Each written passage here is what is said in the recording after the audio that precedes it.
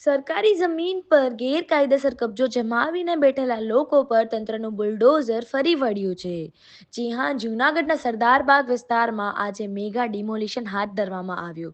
તંત્ર દ્વારા આશરે 16 જેટલા આસામીઓના કાચા પાકા મકાનો અને ગેરકાયદે બાંધકામોને તોડી પાડવામાં આવ્યા છે.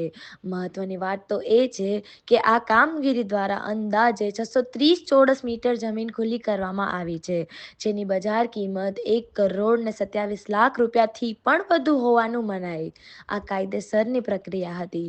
તંત્ર દ્વારા તમામ દબાણ ધારકોને 6 મહિના અગાઉ જ નોટિસ આપી દેવામાં આવી હતી. તેમજ ધારાગઢ રોડ પર કેટલું ડિમોલિશન હાથ ધરવામાં આવ્યું હતું.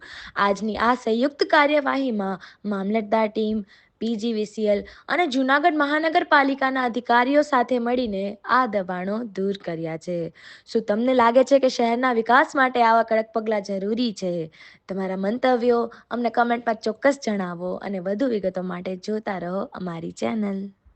Dashrathsinh Jadav, city survey superintendent Junagadh.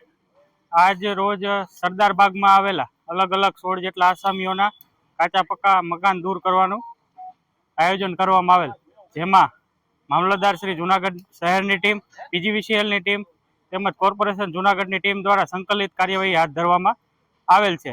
આ દબાણ ધારકોને 6 મહિના પહેલા જ નોટિસો આપવામાં આવેલી, પૂરતો સમય આપવામાં આવેલો. ત્યારબાદ કાયદેસરની કાર્યવાહી અનુસરીને જ તમામ દબાણદારોને પૂરતો સમય આપ્યા બાદ આ દબાણ દૂર કરવામાં આવેલ છે.